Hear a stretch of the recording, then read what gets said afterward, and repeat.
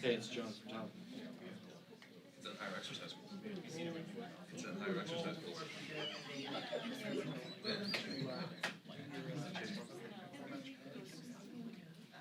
Hey, I just sent you what Pelosi told us about the transcript of the president. He said something they want to work into whatever piece you have going on the transcript or what. Those are quotes. Those are quotes. Because it motivates you to exercise more when it does that. You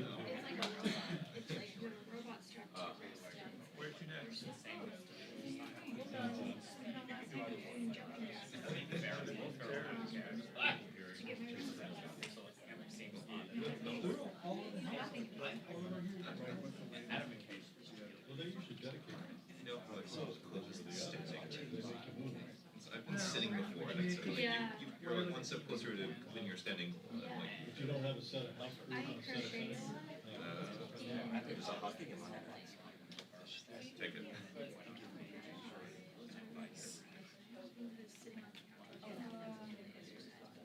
Oh, plus not. ABC. Burns at least 1 calorie.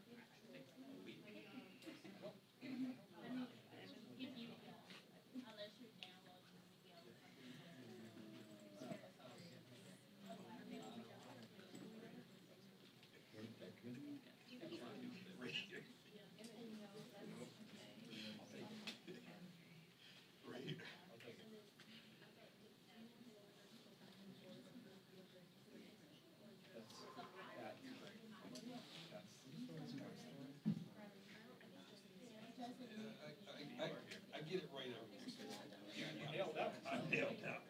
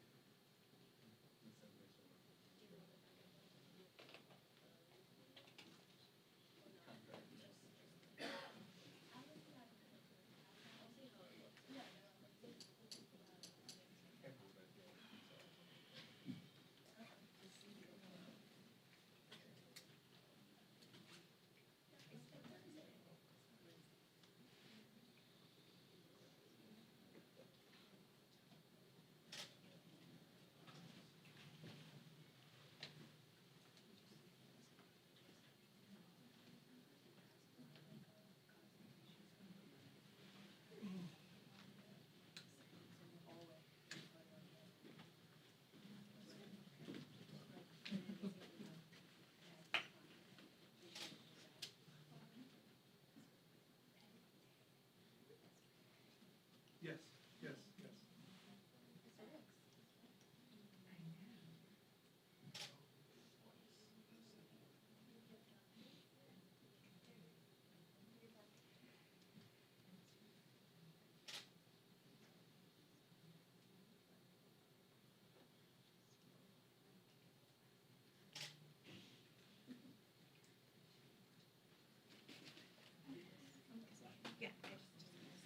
All right, good morning, folks.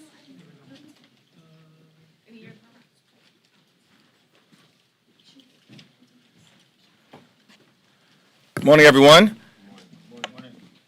We had a very robust discussion today within the caucus that was the center of the meeting, focused on the United States-Mexico-Canada trade agreement. Speaker Pelosi and Richie Neal, the chair of the Ways and Means Committee, along with the Democratic Working Group, have been very clear that our goal is to get to yes and to reach an agreement with the administration that improves upon, in a meaningful way, the NAFTA agreement that is currently in place. That NAFTA agreement has resulted in the outsourcing of good-paying American jobs, hurting working families and Americans all across the country, including, but not limited to, in the heartland of America.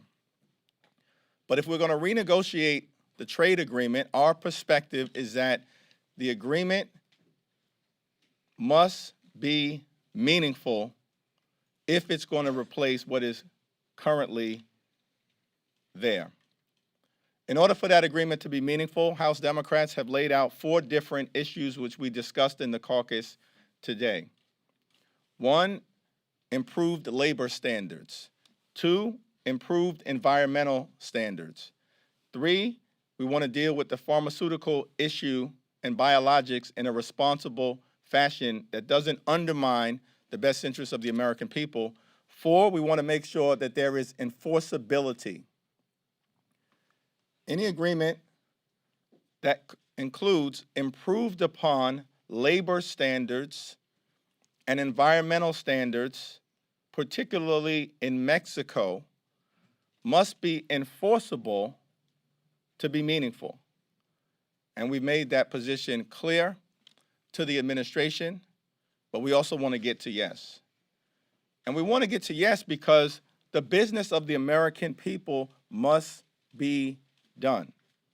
And we were sent to Washington in a new Democratic majority to get things done for the people, to lower health care costs, to increase pay for everyday Americans, to enact a real infrastructure plan to protect people with pre-existing conditions, and of course to also clean up corruption, which is what we are endeavoring to do so that government works and is of the people, by the people, and for the people. Later on this afternoon, Speaker Pelosi at 4 p.m. will convene a speakers meeting to discuss our drug price negotiation bill. Perhaps the top priority of House Democrats, as articulated to the American people last year and as implemented through our agenda this year, is to lower health care costs and drive down the high price of life-saving prescription drugs. It is unacceptable that the people in America pay more for life-saving prescription drugs than any other developed nation in the world. We pay more than Canada. We pay more than Australia. We pay more than Japan. We pay more than Germany. We pay more than France. We pay more than Great Britain. Squarely because of the anti-competitive practices of some pharmaceutical companies and the fact that the federal government is prohibited under law from negotiating lower drug prices on behalf of the American people. That is a racket, and we are prepared to break that up. The Democratic bill that we would like to secure Republican support in connection with, because they claim they want to do something about this issue, will give the federal government the ability to negotiate lower drug prices on behalf of Medicare recipients and the American people. It would be a substantial, game-changing step in the right direction. The president has claimed he wants to get that done. And so we look forward to being able to have a discussion about our bill and finding common ground on this issue on behalf of everyday Americans. Let me now yield to our distinguished Vice Chair, Catherine Clark. Thank you, Mr. Chairman. Well, our caucus is focused on the very real threats to national security. We're focused not only on those coming from the White House, but on those that are coming from the border and the approach this administration has taken to immigration. While he has stolen $3.6 billion from our military families, from the quality of their life, and from military readiness to build a wall, we have not forgotten about the immigration policy and the impact on children and migrants that threatens our security, doesn't build it. And we're passing two important bills this week, one by Congresswoman Veronica Escobar and one by Congresswoman Lauren Underwood, that specifically increase our ability to have objective appointments made that can make sure that we are really acting in the interest of national security and our policies at the border, and that we are getting medical screenings for the children who are coming across our borders seeking refuge here. These are two critical pieces to making sure that our immigration policy not only provides for national security, but is humane and represents those values of a country that has always been a place where people can come and seek a better life. The other issue that we continue to focus on, today there will be a large rally starting about 1 o'clock for gun safety. And we are going to keep the pressure on from the Senate to take these bills up for a vote. As we've said before, this is an issue that is really tearing at the security of our communities.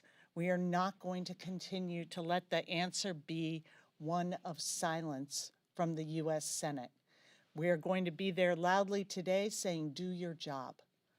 Stand up for the American people and make our communities safe again. So we appreciate your attention not only to the headlines of today, but the continuing work that Democrats in the House are doing to push the agenda for the people. Good morning. Good morning. You talk about firearms, you talk about passing USMCA. Can you guys walk and chew gum at the same time? I mean, when impeachment is going to dominate every conversation. I know that you guys met with the 8 that have been deputized to work on the USMCA today. I know how important that is to the Democrats.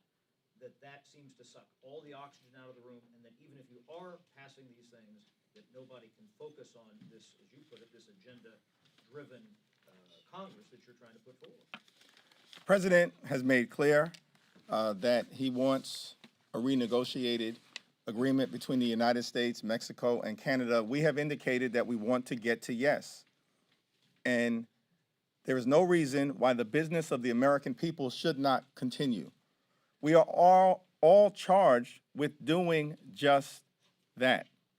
In the last Congress, we managed to find bipartisan agreement around meaningful and historic criminal justice reform.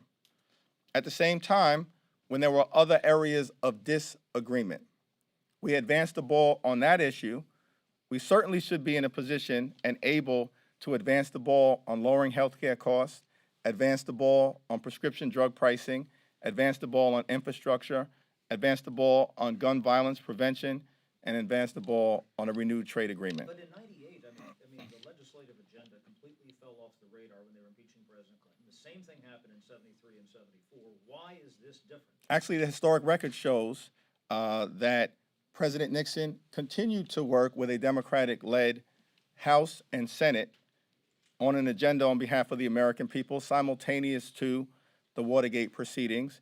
And President Clinton continued to work with the Republican-controlled House and Senate in 1998 on behalf of the American people. The same thing should happen this time around. In the back, Catherine. I would just like to add to that I don't see these as two different tracks. What we heard from the American people in the midterms is they want us to protect their health care, to address gun violence, to make sure we're rebuilding America through infrastructure, and they wanted us to get corruption out of their government. Those were the things that we ran on. That's what the American people said we had to do. And we have a constitutional obligation at this point, with this threat from our president to our national security, when he puts his political gain over the national security of our country, using his position as president of the United States to ask a favor of the Ukraine in order to gain an advantage in our political system. That's a very real threat that we have to act on, but at the same time, we are sent here to put the issues of the families we serve on the table. We have to do both. That is the work we've been doing since we take the majority, and we will continue with that as we go into this impeachment proceeding. So, Third row. Thank you. Congressman Jeffries, the transcripts are out. The president told the Ukrainian president to contact the Attorney General. What is your response to that? And also, the says there is no quid pro quo, so everything's fine. I haven't had a full opportunity to review the transcript yet, but it does confirm several things.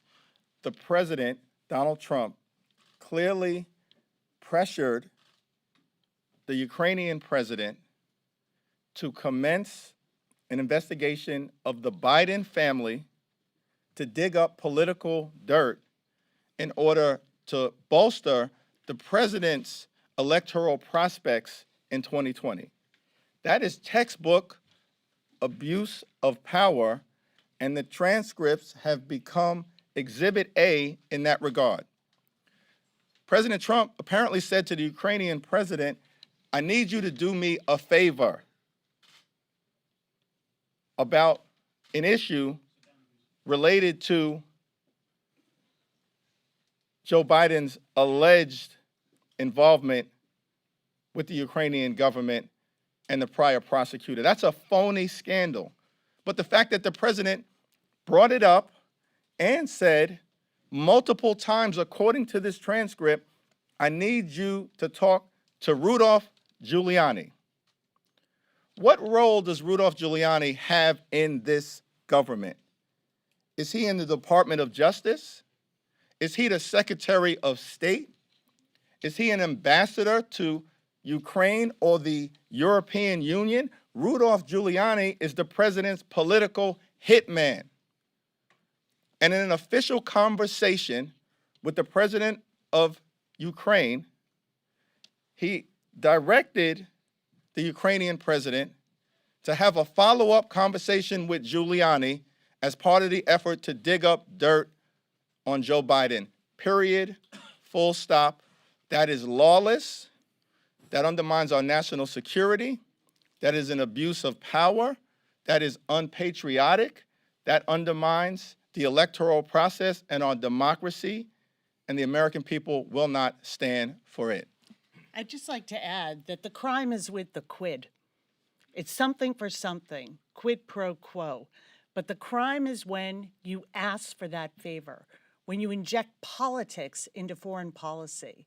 And the fact that, as the chairman said, we have just received this unclassified transcript from the White House.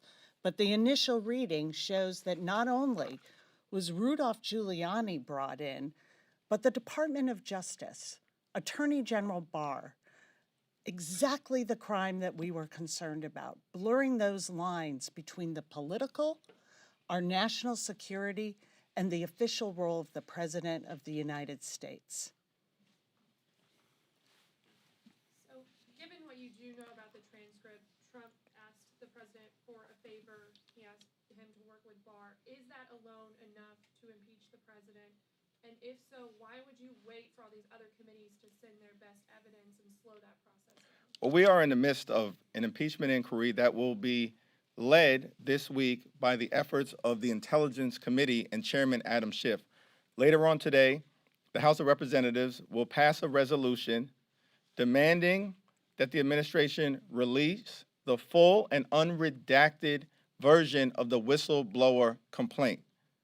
We can only imagine what is in that document, and we will obtain it, and the American people will be able to see it. We also need to hear on Thursday from the acting director of national intelligence, who will be before the House Intelligence Committee. That's important information. That's where the focus will be. This is a matter of urgent concern and national security, and we will present the truth to the American people. Second row. One thing that Speaker Pelosi did not do yesterday was lay out a timeline for this inquiry. I'm curious if you can provide any additional information on that, given that we're now about 13 months from a presidential election. This is going to be injected in the Democratic campaign and probably for a nominee, right? Well, the Speaker has made clear that this is going to move expeditiously. She indicated that in her conversations with House Democrats at the caucus meeting, and she indicated that publicly. She has also made clear that we are going to follow the facts, be guided by the law, and informed by our constitutional responsibility. We're going to do it comprehensively. We're going to do it fairly. We're going to do it expeditiously. Can it be done before next November? I think the expectation is that we're going to do it fairly, we're going to do it comprehensively, and we're going to do it expeditiously. I would just add that the timeline has been set forth by the whistleblower, and that's urgent. That's what they said. That's the finding, urgent and credible, and that's going to be our timeline. Mr. Chairman, as the speaker has talked about letting the facts lead this investigation, she's also said that public sentiment needs to be there. And I'm wondering if you feel that the public has come around on impeachment now. More than 2/3 of your caucus is in support of an impeachment inquiry. Where do you think this is going to fall, and how will it impact your prospects in 2020? Well, the bottom line is we need to present the truth to the American people without fear or favor. This has nothing to do with the political implications. We have a constitutional responsibility to deal with a matter of urgent national security concern. And we need to present this information to the American people, bring them along with us based on the facts and the evidence. We've already seen damning admissions made by the president over the last few days and confirmed by the transcript that was released today. We'll see what is in the whistleblower complaint.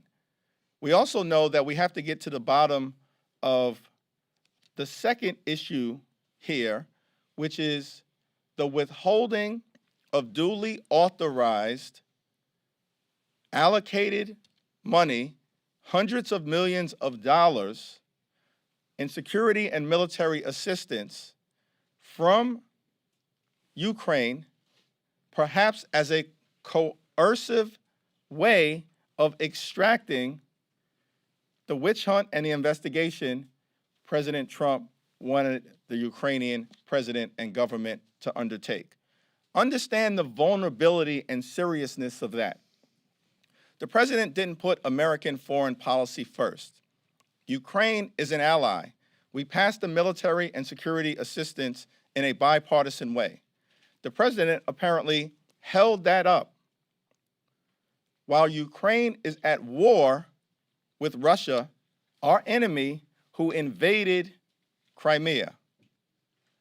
Ukraine is on the front line of Russia's attempt to reshape Europe in a manner that undermines United States interests.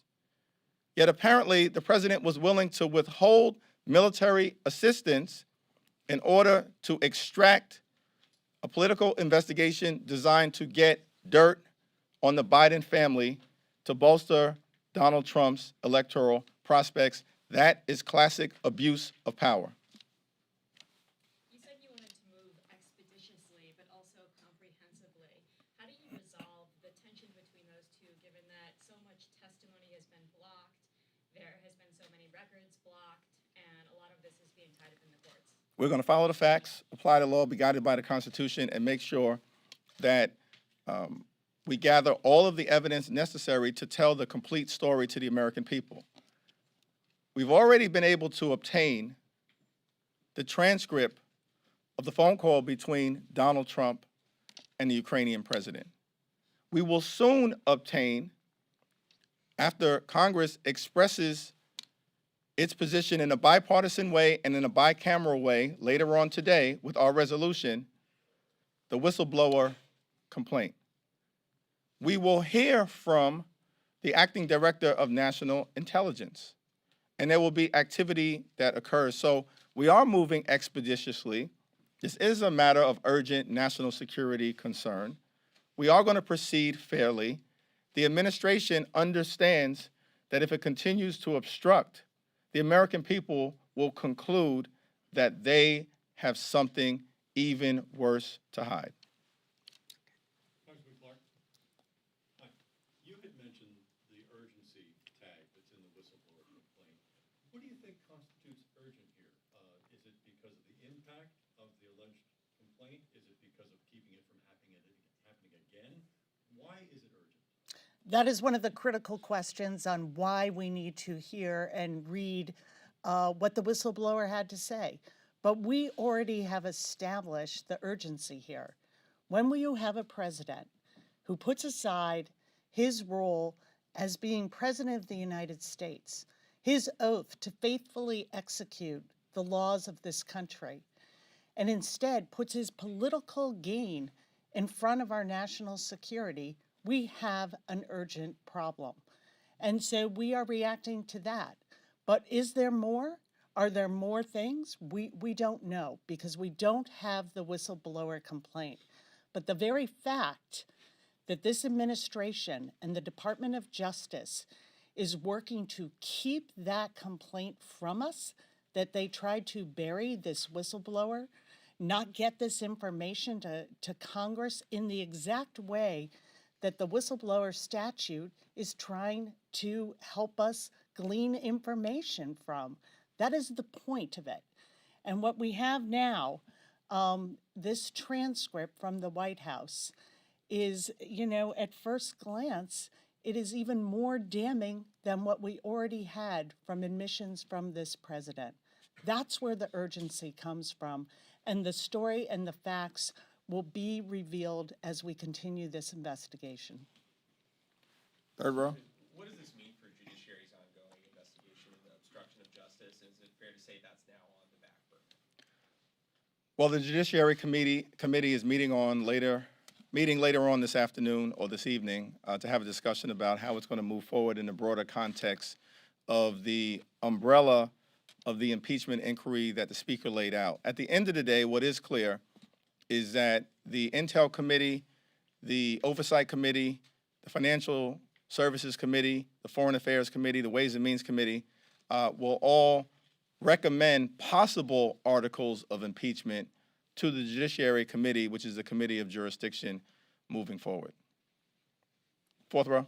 Mr. Jeffries, you mentioned the Attorney General Bill Barr as well as Mr. Giuliani. Do you believe that these two men should be called to testify before Congress, and if they refuse, should be subpoenaed by Democrats to testify? Well, the focus right now is on getting to the truth by every available means necessary. The next step is to secure the full unredacted version of the whistleblower complaint, and we will proceed from there. But based on what we already know, here is what is clear. Donald Trump doesn't care about our national security interests. Donald Trump doesn't care about the rule of law. Donald Trump doesn't care about the integrity of the election process and the free will of the American people to decide who will be our leader absent foreign interference. All Donald Trump cares about is himself. And that will be the focus moving forward because that undermines the best interests of the American people, our national security, and our democracy. Second row. With regard to public sentiment, is there something about this case, about the conversation between Trump and Zelensky, that you think strikes a different chord, that in contrast to what happened with the Mueller report or various other allegations that members of your caucus have raised to try to make the case for impeachment, that would convince not just the American people, but Republicans to turn on the president? Well, the Republicans are ultimately going to have to decide, are they going to stand for the country and stand for the rule of law, or are they going to stand for the lawlessness of this current president? You'll have to ask them how they are going to proceed. But we have seen the Senate, in a bipartisan way, make it clear yesterday that we need to get to the bottom of what has happened. That suggests that even Mitch McConnell and Senate Republicans get this is a scandal of a different order of magnitude that strikes at the heart of the safety and security and well-being of the American people and our democracy.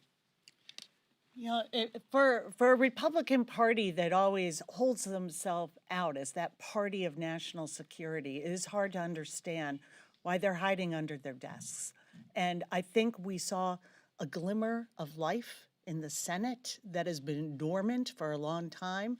And I hope that this will be the beginning of them coming to understand that the team you're on is very clear. Do you choose the Constitution? Do you choose the rule of law? Do you choose the fundamentals of our democracy and protecting the integrity of our elections? Or do you stand with a lawless president? the president has admitted that he's done this. Rudy Giuliani has admitted that he's done this. And I think those lines are so clear.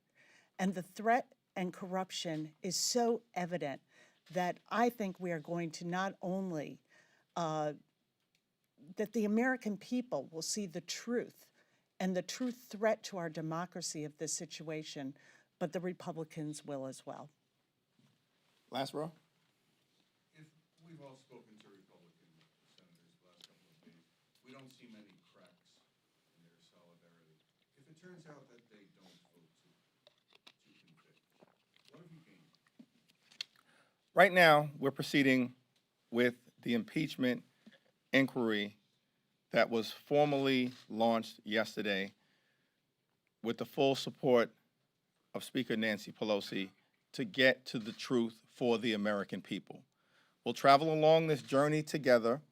The Republicans will have an opportunity to decide whether they're going to stand with a lawless president or stand with our national security interests and the rule of law.